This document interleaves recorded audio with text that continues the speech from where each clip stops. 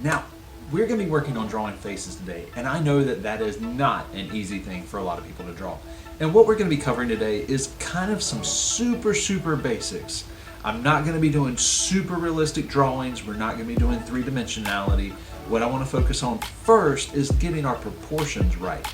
So it's going to be kind of a straightforward look right at you, and we're going to be working on understanding the sections of our face, like how we've got one that goes from our hairline to our eyebrow, and then another one that goes from our eyebrow to the bottom of our nose, and then another one that goes from our nose to the bottom of our chin. And we're going to look at all of those and see exactly how those work together to help us map out or plan our face.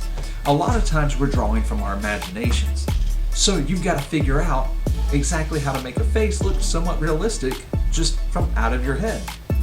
Now, it's a little bit easier if you have somebody to look at, whether it's a picture, or better if they're actually in the room with you.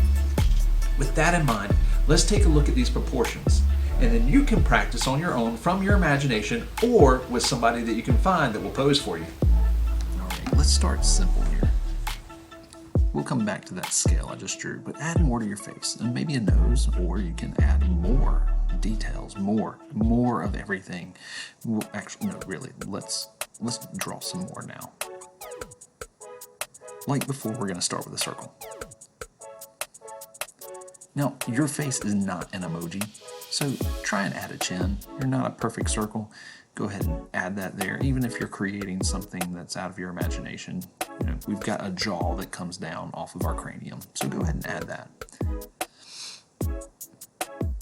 Now, you can see me sketching some lines over here. What I'm doing is I'm adding a scale to the side. You saw that a little bit when I was drawing the smiley face just a second ago.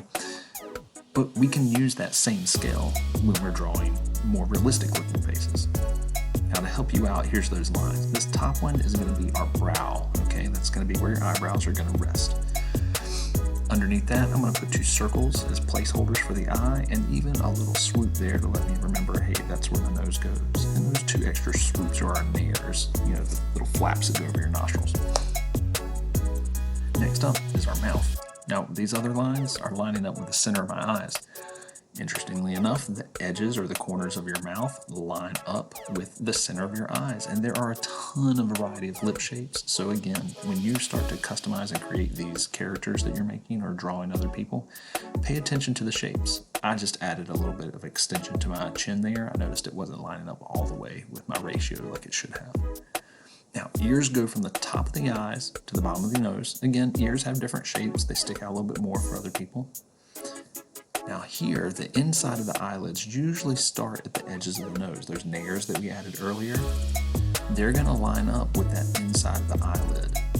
Now I'm a little off on my left side there, but hey, we're all a little asymmetrical sometimes.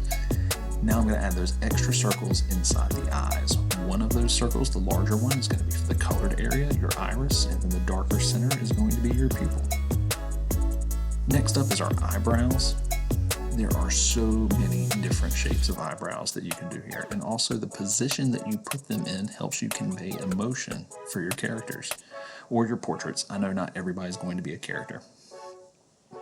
Your hair is going to sit above that circle that we started with, and you'll even add your hairline that goes just slightly below that circle that we started with, and I recommend check out plenty of YouTubers. So while we're cleaning up, back to that hair thing, there are so many different styles of hair that you can look into, and there are tons of great YouTube videos out there about how to draw hair. So definitely take some tips from artists out there that are sharing their knowledge.